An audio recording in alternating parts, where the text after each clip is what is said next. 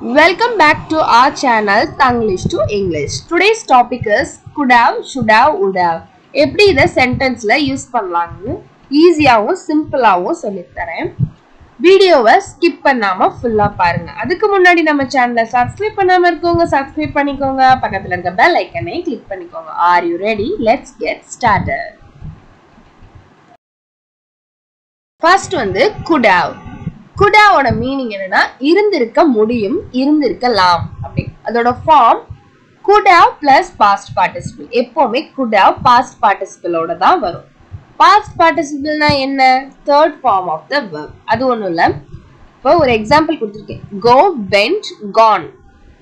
goங்கிறது present, wentங்கிறது past, goneங்கிறது தான் past participle.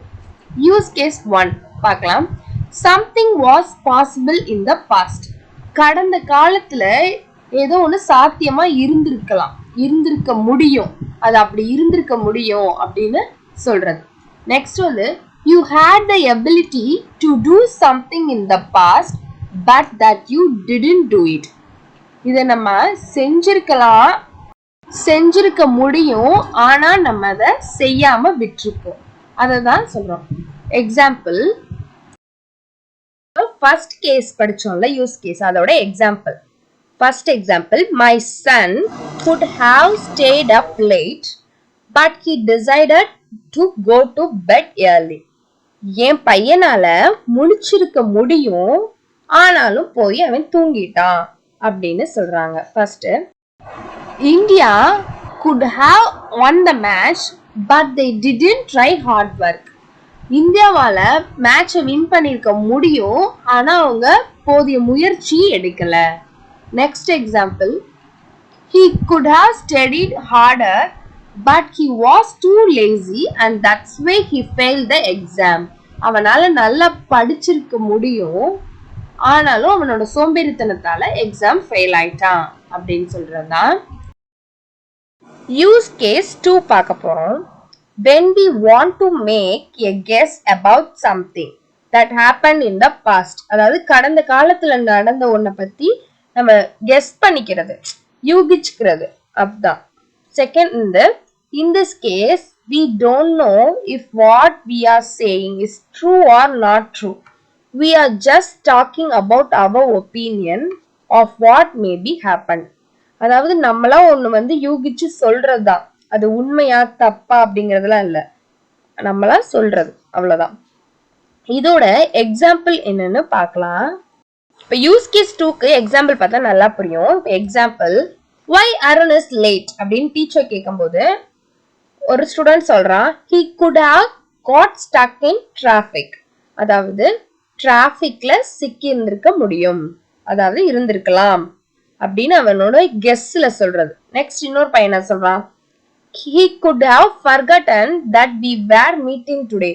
நம்ம இன்னைக்கு மீட்டிங்ல இருப்போங்கிறத அவன் மறந்திருப்பான், அவனுக்கு மீட்டிங் இருக்குங்கிறதையே மறந்திருக்க முடியும் அப்படின்னு சொல்றான். இன்னொருத்த என்ன சொல்றான், he could have overslept.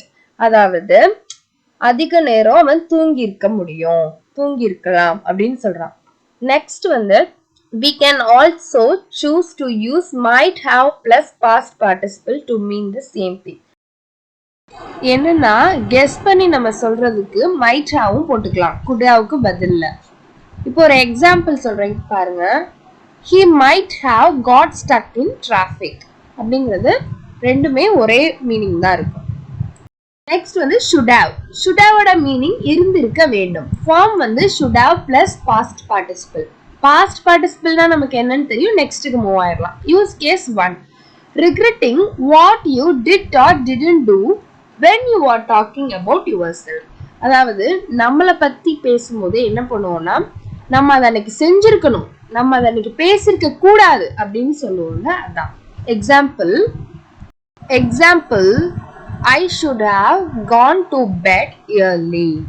நான் வேகமா தூங்க போயிருக்கணும் அப்படின்னு சொல்றது. சிச்சுவேஷன் வந்து கீழே மென்ஷன் பண்ணிருக்கேன், பார்த்துக்கோங்க. நெக்ஸ்ட் வந்து I shouldn't have eaten so much cake. நான் அவ்வளோ கேக் சாப்பிட்டுருக்க கூடாது.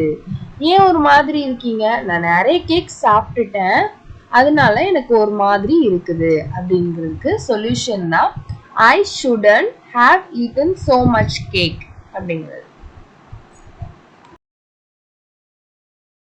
யூஸ் கேஸ் 2 தான் பார்க்க போறோம். Something that would have been a good idea but that you didn't do it. It's like giving advice about the past when you say it to someone else. அதாவது advice கொடுக்கறதாங்க இது. Meaning என்னன்னா, நீ நகை இப்ப ஒருத்தர் நகை வந்து திருடு போயிடுச்சுன்னா, அன்னைக்கே நான் சொன்னேன்ல இந்த நகையை கொண்டு லாக்கர்ல வச்சிருக்கலாம்ல, இப்ப திருடு போயிருக்காதுல்ல அப்படின்னு ஒருத்தவங்களுக்கு நம்ம அட்வைஸ் பண்றதுதான். எக்ஸாம்பிள் பார்க்கலாம். எக்ஸாம்பிள் வந்து you should have called me when you arrived. நீ வந்த உடனே எனக்கு கால் பண்ணி இருந்திருக்கணும் அப்படிங்கறதா. பிராக்கெட்ல இருக்கிறது வந்து சிச்சுவேஷன், நீங்க பாத்துக்கோங்க. நெக்ஸ்ட் வந்து John should have left early, then he wouldn't have missed the plane. அதாவது அவன் வேகமா வந்திருந்தான்னா அவன் பிளெயினை மிஸ் பண்ணிருக்க மாட்டான் அப்படிங்கறதா சொல்றோம். கீழே வந்து சிச்சுவேஷனை கொடுத்துருக்கேன், நீங்க பாத்துக்கோங்க. நெக்ஸ்ட் கேஸ் 3 தான் பார்க்க போறோம். If everything is normal and okay, we think has already happened, but we are not certain that everything is fine. So we use should have. It's often used with by now. அதாவது Sunday இல்லாம இருந்திருந்தா இந்த கல்யாணம் நல்லபடியா நடந்திருக்க வேணும் அப்படின்னு சொல்றது. இதுல வந்து should have கூட by nowவும் வரலாம் சேர்ந்து வரலாம். எக்ஸாம்பிள் பார்க்கலாம். Example his plane should have arrived by now. இதுக்கு மீனிங் என்னன்னா, இந்நேரம் அவனோட ஃப்ளைட் வந்து ரீச் ஆயிருக்கணும் அப்படிங்கிறது. இது எந்த சிச்சுவேஷன்ல சொல்லுவோம் அப்படின்னா, if everything is fine, the plane has arrived. அந்த ஃப்ளைட்ல எந்த ஒரு பிரச்சனையும் இல்லைன்னா இந்நேரம் அந்த ஃப்ளைட் இங்க வந்திருக்கும் அப்படின்னா. John should have finished work by now.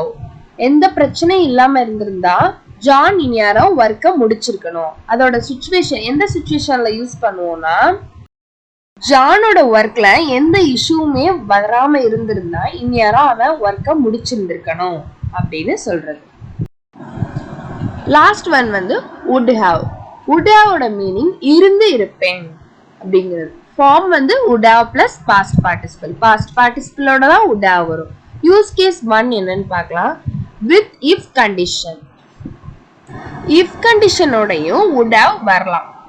if I had enough money, I would have bought a car. எனக்கு போதுமான பணம் இருந்திருந்தா நான் அந்த காரை வாங்கியிருப்பேன். but I didn't have enough money, so I didn't buy a car. எனக்கிட்ட போதுமான பணம் இல்லாதனால நான் அந்த காரை வாங்க முடியல அப்படின்னு சொல்றேன். யூஸ் கேஸ் 2 தான் பார்க்க போறோம். to talk about something you wanted to do but didn't. அதாவது நம்ம எதையாச்சும் ஒரு விஷயத்தை செய்ய நினைச்சிருப்போம் ஆனா செய்யாம விட்டுருப்போம். அதான் எக்ஸாம்பிள் பார்க்கலாம். I would have called you but I didn't know your number. நான் கால் பண்ணிருப்பேன் ஆனா உங்களோட நம்பர் எனக்கு தெரியல. அதோட சிச்சுவேஷன் தான் கீழே போட்டிருக்கேன், பாத்துக்கோங்க. Next I would have helped you, I didn't know you need help. அதாவது நான் உனக்கு ஹெல்ப் பண்ணிருப்பேன் ஆனா உனக்கு ஹெல்ப் தேவைன்னு எனக்கு தெரியாது அப்படின்னு. இவ்வளோ நேரம் பார்த்தது சிம்பிளா சொல்லணும்னா, could have-னா இருந்திருக்கலாம், இருந்திருக்க முடியும். should have அப்படின்னா இருந்திருக்க வேண்டும். would have அப்படின்னா இருந்திருப்பேன். அவ்வளவுதாங்க. இவ்வளோ நேரம் வீடியோவை பொறுமையா பார்த்த எல்லாருக்கும் ரொம்ப தேங்க்ஸ். வீடியோ யூஸ்ஃபுல்லா இருந்துச்சான்னு கமெண்ட் பாக்ஸ்ல மென்ஷன் பண்ணுங்க. வீடியோவை மறக்காம லைக் பண்ணுங்க, ஷேர் பண்ணுங்க, சப்ஸ்கிரைப் பண்ணுங்க, பக்கத்துல இருக்க பெல் ஐகானை கிளிக் பண்ணிக்கோங்க. Thank you for supporting us.